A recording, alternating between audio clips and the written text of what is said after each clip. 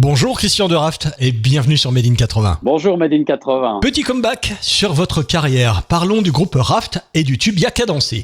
Derrière un rythme ensoleillé se cachent des paroles engagées sur la décolonisation et le racisme. Paroles qui 33 ans après ne se démodent pas, à croire qu'elles parlent de l'actualité 2020. Racontez-nous comment est né ce tube.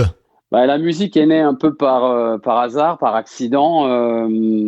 Je rentrais en bus un soir chez moi et je commençais à m'endormir lorsqu'une ambulance a dépassé le bus en faisant un bruit un peu tap tadadap tadadap tadadap. Et puis moi, comme ça, dans une sorte de demi-sommeil, je me suis surpris à fredonner cette mélodie et une fois rentré chez moi, je l'avais en tête et je me suis dit mais il faut en faire une chanson.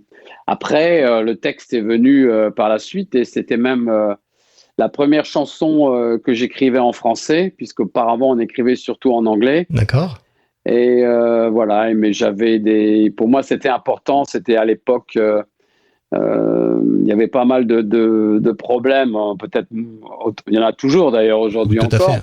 Et pour moi le racisme, le métissage et le mélange culturel étaient pour moi des problèmes qui me travaillaient beaucoup et je me suis dit qu'il fallait faire d'une chanson qui était une sorte de mélange elle-même entre un reggae mais aussi une chanson française, d'en faire quelque chose comme une espèce d'hymne à la tolérance finalement. D'accord, ce sont des sujets qui vous tiennent à cœur. D'ailleurs, vous revenez un an plus tard sur le devant de la scène avec Femmes du Congo, une chanson qui parle cette fois-ci du capitalisme et des violences faites aux femmes au Congo, c'est bien ça ?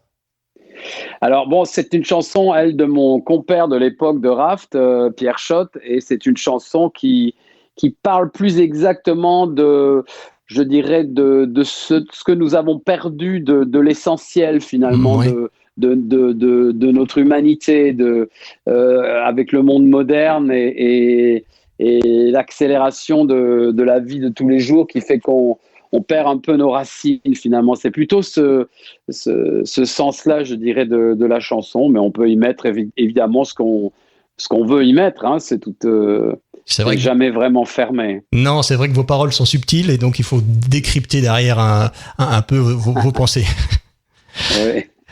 Question pas évidente en cette période de pandémie. Quelle est votre actualité et où peut-on venir vous voir prochainement sur scène ? Alors prochainement, ça va être un peu compliqué. Ouais. Il se trouve que depuis le début de la pandémie, le confinement, depuis le 4 mars, en fait, j'ai fait 2 dates avec des tournées des années 80. Ouais. Une, c'était le 4 septembre à Rodez, avec la tournée des années 80, la tournée. Et là, récemment, le 9 octobre, c'était à Port-sur-Saône, en Haute-Saône. Voilà. Et de toutes les dates des tournées 80 auxquelles je participe, que ce soit les années 80, la tournée Best of 80, Ambiance 80 et d'autres tournées en France et ailleurs, sont pour l'instant annulées ou reportées plus exactement. Donc avant 2021, il y a peu de chances de me trouver sur une scène. Malheureusement. Malheureusement, oui. En tout cas, tenez-nous informés de vos dates. Nous ne manquerons pas de relayer ces informations. Volontiers. Et merci d'avoir accordé un peu de temps aux auditeurs de Made in 80. Merci beaucoup.